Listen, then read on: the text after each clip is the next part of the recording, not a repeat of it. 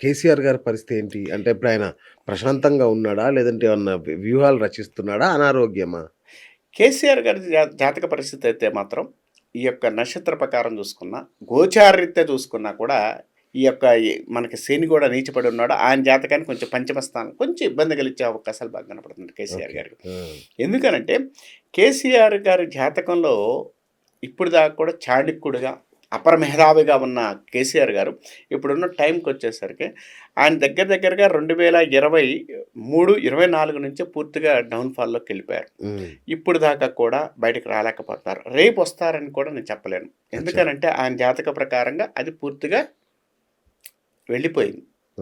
అంటే ఇంకా ఆయనకి మళ్ళీ రాజకీయ యోగాలు ఉన్నాయా, రాజకీయంగా అదృష్టం ఉందా, రాజకీయంగా సక్సెస్ అవుతారా అంటే మాత్రం 100% లేదనే చెప్తాను నేను. అవునా? ఎందుకంటే అక్కడ యోగాలు అయితే తక్కువగా ఉన్నాయి. యోగస్థానం అనేది ఎక్కువగా ఉన్నప్పుడు దశమ స్థానం ఉండి యోగస్థానం ఉన్నప్పుడు జాతి పిత అయ్యాడు ఆయన. ఇప్పుడు తెలంగాణ జాతి పిత కాబట్టి ఆయనకి అంతవరకే ఉన్నది. ఇంకా మరలా వచ్చే యోగాలు అయితే రాజకీయంగా అయితే లేదు అని చెప్తాను నేను. ప్లస్ ఆయన మానసికంగా కేసీఆర్ గారు ప్లస్ ఎంత ఉందో మైనస్ ఏంటంటే మానసికమైన బాధలో ఇబ్బందుల్లో ఉన్నారు. కాబట్టి కేసీఆర్ గారి జాతకంలో కొంత ఇబ్బంది ఉంది. అనారోగ్య పరిస్థితులు బాగా కనపడుతున్నాయి సార్. ఈ సంవత్సరం కేసీఆర్ గారి యొక్క జాతకంలో అనారోగ్య పరిస్థితులు కనపడుతున్నాయి. కొంత ఇబ్బంది కలిగించే అవకాశాలు అయితే బాగా కనపడుతున్నాయి. కొంచెం అదొకటి జాగ్రత్తగా చూసుకోవాల్సిన టైం అయితే ఈ టైం అని చెప్తాను. ఎందుకంటే ఆ జాతకంలో ఆ యొక్క ఇబ్బందులు అనేది బాగా కనపడుతున్నాయండి అని చెప్పొచ్చు. రెమెడీస్ అట్లాంటివి ఏమన్నా ఆయనకు సంబంధించి? కేసీఆర్ గారికి అమ్మవారి యొక్క అంశలే బాగున్నారు. ఆయన చేసే చండీ హోమాలు కావచ్చు, ఆయన చేసే విధానాలు చాలా గొప్పవి. ఆయన ఇప్పుడు కూడా కంటిన్యూషన్ చేస్తున్నారు. ఆ అమ్మవారి యొక్క దయతోనే ఆయన ఉన్నారు. ఎందుకంటే చండీ హోమం అనేది అందరు చేయలేమండి. ఆయన చేసిన హోమం ఆయుధ చండీ హోమం అంటే దాదాపుగా ఎంత ఖర్చు పెట్టి ఎంత బాగా చేశారు. కాబట్టి అంత గొప్ప నిష్ణాతుడు అమ్మవారి విషయంలో.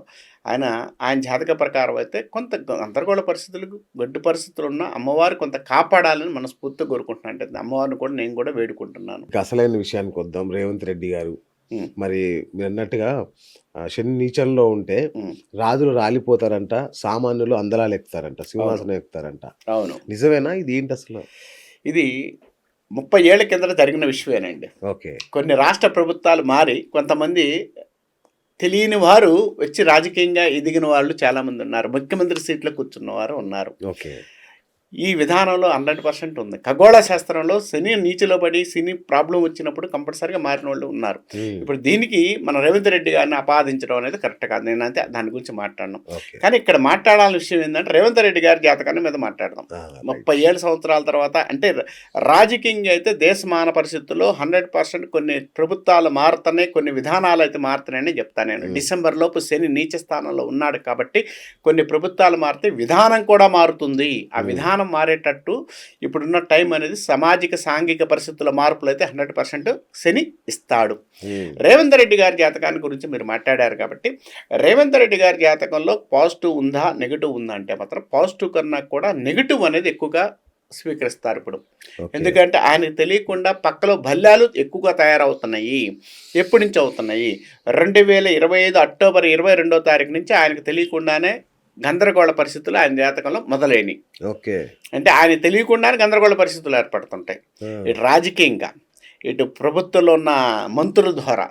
మీకు అది క్లియర్గా చూడాలంటే మనం చూస్తున్నాం, చాలా చూసాం. ఎందుకంటే మంత్రుల వల్ల ఎంత ఇబ్బంది పడుతున్నారో, ఏది విధంగా పడుతున్నారో, ఏదైనా కూడా ఆయన ఒక్కడే ఒంటరిగానే యుద్ధం చేస్తున్నారు. ఆయనకి సంబంధించినంత వరకు కూడా ఇబ్బందులు అయితే ఏర్పడుతున్నాయండి.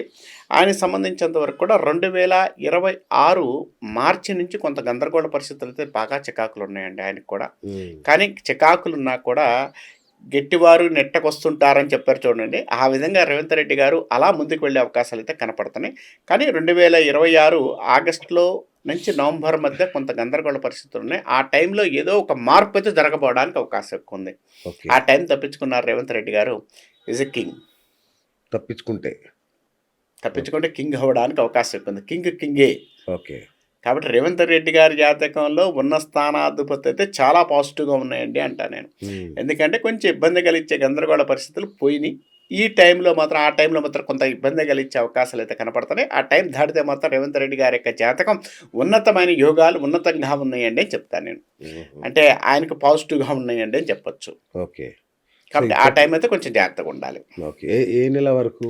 ఆగస్టు నుంచి నవంబర్ ఎండింగ్ దాకా, అంటే డిసెంబర్ దాకా అనుకోండి. అచ్చా. ఎందుకంటే శని జస్ట్ అట్లా వెళుతూ వెనక్కి వెళ్ళే తిరుగుమాన పరిస్థితిలో ఉన్నప్పుడు కంపల్సరిగా ఆ యొక్క ఇబ్బందులు అనేది ఏర్పడే అవకాశాలు అయితే బాగా కనపడుతున్నాయండి అని చెప్పొచ్చు. శని నీచంలో ఉన్నప్పుడు ఇంకోటి కూడా చెప్తారు, ప్రకృతి విపత్తులు కావచ్చు, యుద్ధ భయాలు కావచ్చు, ఇలాంటివి కూడా అంటారు. అవును, నిజమైన అట్లాంటి ఏమన్నా అవకాశం ఉందా మళ్ళీ? బాగా ఎక్కువగా ఉన్నాయి కదండి. అవునా? ఎందుకంటే ఆల్రెడీ స్టార్ట్ అయినాయి, ఆర్థిక మహంద్యం స్టార్ట్ అయింది. కంపల్సరిగా ఈ యొక్క శని నీచలో ఉన్నప్పుడు, ప్లస్ ఇంకొకటి ఏంటంటే శని ఫస్ట్ ప్రాణాలకి మృత్యువుకు సంబంధించిన విషయాలు కారకత్వమైన ఆయువు కారకత్వం ఎవరు అంటే శని ఇస్తాడండి. శని ఇచ్చినట్టు ఆయువు ఎవరు ఇవ్వరు. శని బుద్ధి ఇచ్చినట్టు మనిషికి ఎవరు ఇవ్వరు. ఎందుకంటే ఎంత కర్మలు ఉన్నా ఏదన్నా కూడా శని ఎంత యోగాన్ని ఇవ్వడానికి అవకాశం ఎక్కువ కలిగించేవాడు శని. ఓకే. ఈ శని అనే అతను ఇప్పుడు మారినప్పుడు నీచలో ఉన్నప్పుడు ఏంటంటే ఆయువులు తీరుతుంటాయి, తర్వాత యుద్ధాలు జరిగే అవకాశం ఎక్కువ ఉంది. మారణ హోమాలు ఎక్కువగా ఉంటాయి. మరణ హోమాల కన్నా మరణ హోమాలకి డిఫరెంట్ ఏంటంటే అంతే కదా. మరణ హోమాలంటే ఎవరికాళ్ళు పొడుచుకోవడం, మారణ హోమాలంటే అవతలోడు వచ్చిపోవడం. కాబట్టి ఎవరికాళ్ళు ఏంటంటే సూసైడ్స్ ఒకటి ఇవటి కాస్త ఆయుకారకుడు కాబట్టి నీచల పడినప్పుడు ఏంటంటే ఆటోమేటిక్గా ఈ యొక్క సంవత్సరంలో కొంత ఆత్మహత్యలు ఒకటి, కొంత ఇబ్బంది కలిగించే అవకాశాలు చాలా ఎక్కువ కనపడుతున్నాయండి. అది శనితో పాటు రాహు కూడా మారుతున్నాడు. అవునండి, శని రాహు కూడా మారుతున్నాడు.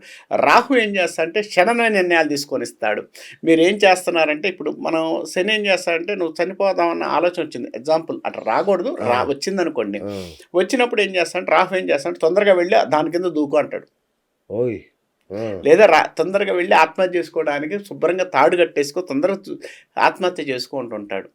అంటే నీకు తొందరగా చలనాన్ని ఇవ్వగలిగిన వాడు రాహువు. శని ఏం చేస్తా అంటే ఇవాడు చనిపోతాను అనుకున్నప్పుడు 4 రోజులు ఆగేం చనిపోరా బాబు అని చెప్తాడు. రాహు ఏం చేస్తా అంటే వద్దురా బాబు ఈ టైంలో ఇది చేసుకో, శుభ్రంగా ఈ టైంలో చేసుకో, అయిపోద్ది. 4 రోజులు ఆగిన తర్వాత వచ్చే బాధలు ఇబ్బందులు అవసరమా నీకు? ఈరోజు శుభ్రంగా ఆత్మహత్య చేసుకో, శుభ్రంగా ఉరేసుకో, హ్యాపీగా ఉరేసుకుంటే 2 నిమిషాలు చనిపోతావు అనేది చూపించగలిగినాడు ఎవడంటే రాహువు. కాబట్టి వీళ్ళిద్దరు కాంబినేషను ప్లస్ ఇంకొకటి ఏంటంటే వీళ్ళిద్దరు కూడా త్రికోణంలో ఉన్నారు. త్రికోణంలో ఉన్నప్పుడు ఆటోమేటిక్గా మనిషికి ఎలా ఉంటుందంటే ఒక్కొక్క విధానంలో మనిషికి ఆటోమేటిక్గా మానసికమైన ఆలోచనలు కూడా వేరుగా మారుతుంటాయి. ఈ సంవత్సరం ఉపద్రవాలతో పాటు సూసైడ్లు ప్లస్ ఆత్మహత్యలు ఒకటి, తర్వాత పొడవడాలు చంపుకోవడాలు ఎక్కువ ఉంటుంది. రాహు అనేవాడు స్త్రీకి సంబంధించిన కారకత్వాలు ఇస్తుంటాడు. స్త్రీ కారకత్వం అంటే ఏంటంటే వ్యామోహాలు ఎక్కువ ఇస్తుంటాడు అని చెప్పొచ్చు. వ్యామోహాలు ఇచ్చినప్పుడు ఏం చేస్తారంటే ఇప్పుడు మనం ఆల్రెడీ చూస్తున్నాం, అది చూస్తుంటే కొంచెం పెరుగుతుంది అని చెప్పొచ్చు. ఇంకా పెరుగుతుందా? అది చూస్తుందాన్ని పెరుగుతుంది. ఇప్పుడు డ్రమ్ములు కాకుండా ఇంకా కొంచెం నెక్స్ట్ ఇప్పుడు ఫ్రైలు వస్తాయి అనమాట. కాబట్టి ఫ్రైలు వచ్చే అవకాశాలు కూడా ఉన్నాయి. ఎందుకంటే కంపల్సరిగా ఏంటంటే స్త్రీతత్వాన్ని ఎక్కువ ఇస్తుంటాడు, కామతత్వాన్ని ఎక్కువ ఇస్తుంటాడు.